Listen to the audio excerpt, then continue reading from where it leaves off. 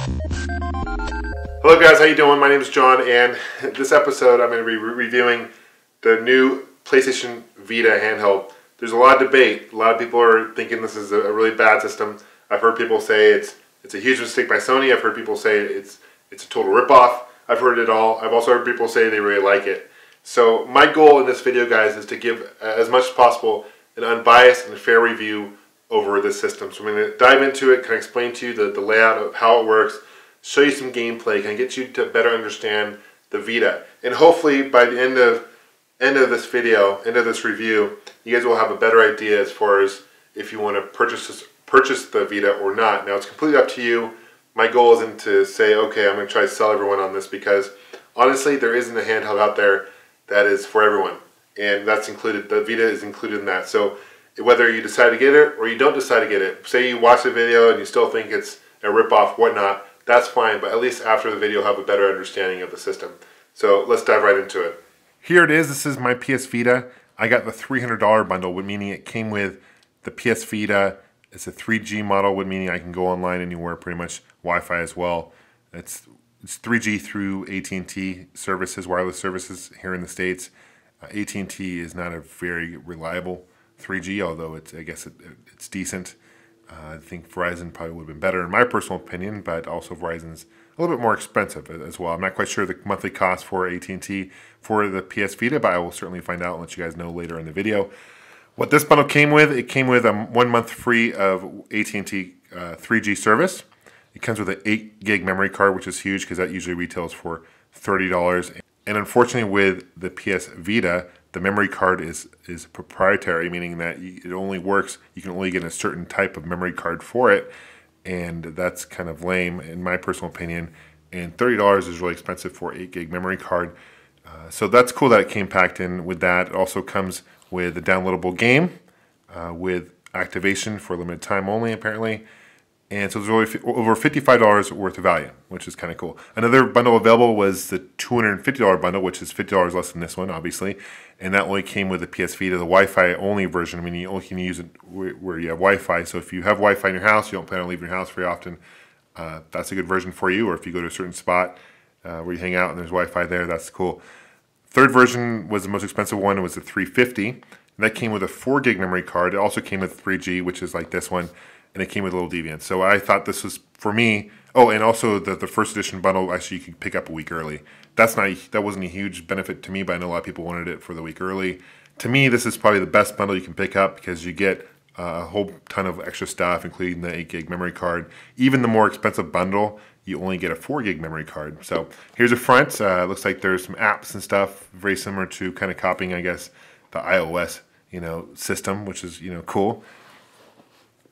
And also on the back, it shows you can connect, explore, PlayStation Network, all that good stuff.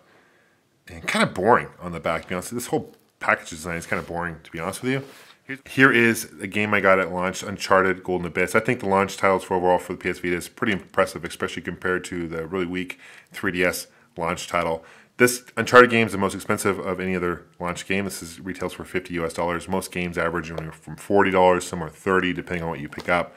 Kind of a cool package design. We'll open this up in a bit and show you what the games cards actually look like. Let's open the box and see what's inside. Let's open this up. Fortunately, you pay for what's inside. You don't pay for the box itself or the packaging. So that's not a huge deal to me. The fact that it's kind of a boring package design, not a huge deal. Another thing I almost forgot to mention was with the $350 bundle, you get an exclusive carrying case, which I guess is a big deal. That's kind of nice to have. So that's a pretty good bundle too. I don't want to knock that one. Definitely don't want to take anything away from that. This is like an accordion style guide, maybe a quick guide to PS Vita. It talks about the control memory card slot, where that is, all that good stuff. I'll show you all that in a second here. The touchscreen explains the touchscreen, how that all works, the menu interface. They've got some kind of app setup deal, signing on to your account, PS Store, Near, Party, all that good stuff. On the back, some other things here. More about the pausing game and how to connect AC adapter and all that good stuff. What else we got? This thing actually opens up. Welcome to the world of PlayStation. Connect AT&T. Okay, so this is a battery. pretty, oh no, I'm sorry, this is not a battery. Looks like this is the AC adapter. I apologize. Looks like this is the AC adapter. And this is the other end of the AC adapter. It almost looks like a PlayStation 1 AC adapter at first. Kind of the connection. This plugs into here. And looks like this is a USB right here. That's interesting. Speaking of USB cable, this connects to the actual system itself. This connects to the USB. It's interesting how they have that all hooked up. It's kind of weird, but I guess it works. This is the system here. And this flap opens up. What else you got here? Kind of a hidden door there. This is the memory card. Look how small that memory card is. That 8 gig memory card. That's important to have. You definitely need a memory card to play it. That's the whole thing about getting the $250 bundle. You know, it doesn't come with a memory card, so you're gonna be paying, you know, more money for that. Change the way you play. Long live play. Okay, protection plan. AR play cards. Augmented reality play cards. That's cool. We'll check that out. Kind of copying Nintendo essentially with augmented reality, although Nintendo wasn't necessarily the first handheld to do that. The Gizmondo was one of the first handhelds I'm aware of that actually had augmented reality back in the mid-2000s. That's cool. And this is the memory card. Let's take the system out itself. Very cool. It's nice and shiny. It doesn't come with any protective layering for the screen to peel off. It's a lot bigger than I thought it would be when I first saw this. It's built pretty well. It's very, I like the analog. It's interesting. Okay, cool. And that's basically what's in the box. Now let's take a closer look at the system itself. Now I'm going to show you the button layout for the PS Vita, and I'm going to show you kind of where the compartments are. There's some of the compartments are a little bit hard to find, so it took me a little while anyway. Before I do that, I'm going to compare it to original PSP 1000. This is the first model, and you can see that when side by side, it's actually wider than the PSP. It's also narrower than the PSP, a little thinner, I should say. It's a little bit taller than the PSP. Keep in mind this is the first model. They've obviously came out with other models since. However, the PS Vita is significantly bigger than the PSP, although I wouldn't necessarily call it pocket size because you'd have to have a pretty big pocket to fit this in. I do like the 5-inch touch screen though. It's for the most part it is responsive. I found that sometimes it doesn't register a touch, so you know doesn't have any stylus or anything like that. It's all done by finger touching, whatnot. You have your directional pad here. This is your directional pad. It's a little bit different than any other directional pad I've seen that Sony do, because most of the time, for example, with the PSP here, you can see the directional pad. See how they're kind of separated a little bit? Where this is, they're all connected. And I'm not sure if that's necessarily a positive thing that they're connected. I haven't noticed anything drastically different in playing games. It works fine. It's fairly responsive, but still it's kind of interesting. They just had to kind of smush it down a little closer. You know, they kind of had limited space there to work with. It has 2 analog sticks here, and the analog sticks are actually pretty responsive. They actually pop out of the system a little bit. Unlike the analog nub here with the PSP, there's 2 of these, and they don't click in or anything like that, but they actually they work pretty well. This is the PS home button right here in the bottom left, and you have 2 speakers. It plays in stereo. Obviously, you can wear headphones. Doesn't come with any headphones, unfortunately, but also has start select buttons here. I'm not a big fan of the positioning of those, and I'm not a big fan. They're kind of hard to push. I wish they were out a little bit. You can maybe feel them a bit more. I think they could have done a better job with that. These are the action buttons. Your X, your square, your circle, your triangle, dating back to the original PlayStation did that on the original controller. This dot right here is actually a camera, which is kind of neat. On the bottom here, you have your plug outlet here. This is where you plug into the wall, and it takes about 2 hours to charge. If the battery is dead, it takes 2 hours to charge full charge. Here's your headphones jack right there, and here also on the bottom, this is actually where, and you need fingernails to do this, and I don't have any fingernails hardly. I wish they would make it easier to open. You can push here. This is where the memory card goes. Right here, my model I got came with an 8 gig memory card. These actually retail for $29.99. I'm kind of disappointed that Sony decided to use memory sticks. They could have easily put in internal hard drive with gigs. You know, they could easily put 32 gigs in here. You see Apple do it with smaller devices that have hundreds of gigs, and it's disappointing that they did that. I feel it was kind of a move by Sony, maybe to get more money, possibly, obviously.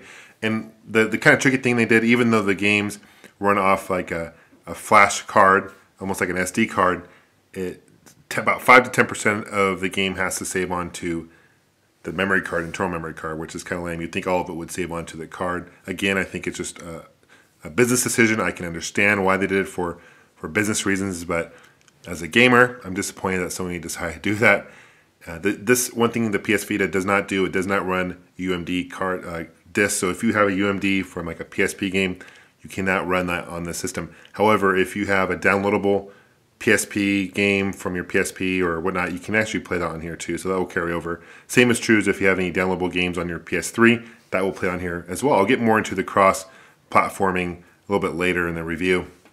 So that's definitely a plus. On the back, you have your nice grips here. This is another camera, okay? This is the back touchscreen area. This, if you look very closely, I don't know how well you can see it, there's a whole bunch of circles and squares and X's and O's and whatnot. And this is a touchscreen here. You use your fingers. It takes a little bit getting used to, but it works fairly well. Some of the games, like Uncharted, you have to use it in some parts. It doesn't really necessarily add to the game. I think they just put it in there just so they had it in there, to be honest with you. And also right here, if you look right here, this is only on the 3G models only. This is where your SIM card would actually go on, right there. Go slip in there. On the top, you have your left-right buttons here. I really actually like the position of those and actually feel really good when you're clicking on them. And you also have your power on here, right here. This is where it says PS Vita. This is where your cards would go. And as I explained before, it's a proprietary flash card. It's almost like an SD card. And that's what it looks like on the back. I'll compare that with an SD card size and other games here in a second. Here also, this compartment here, I was wondering what this is. It's actually an accessory port, so eventually they're going to have future accessories. That's where that would connect to. And this is fine. You have your volume down and your volume up. Here is a PS Vita card. As I mentioned before, it's a flash card that they use for the games. Some of the games are downloadable, of course, but this is kind of nice that they decided, obviously, not to go the PSP Go route and do only downloadable games. Decided to go with this card, so I do give Sony credit on that regard. Comparing it to a size of a normal SD card, it is a little bit smaller, just slightly smaller. And here's the back. This is the PS Vita card right here on the left. This is the SD card on the right. So you can see they're just slightly smaller than an SD card. Comparing it to like a 3DS game or a DS game, basically the same size except for this little notch right there. It is significantly smaller than a DS or 3DS game. And you can see the backs are a little bit different. And to my knowledge, this is the very first Sony gaming system that's been released that hasn't been a disc or a CD of some sort. This is actually more of a card. Okay guys, so that's part one of my review over the PS Vita. Stay tuned and watch part two because you won't want to miss it, because I will be showing gameplay over the PS Vita. I'm going to show you augmented reality and how that works with the system. I'll also show you the new Live Arena interface menu that they also use. And at the very end of part two, I'm going to have a mini rant, so to speak, and talk to you and give you my personal opinion over the PS Vita, so you won't want to miss that. Thanks for watching, guys, and we'll see you soon.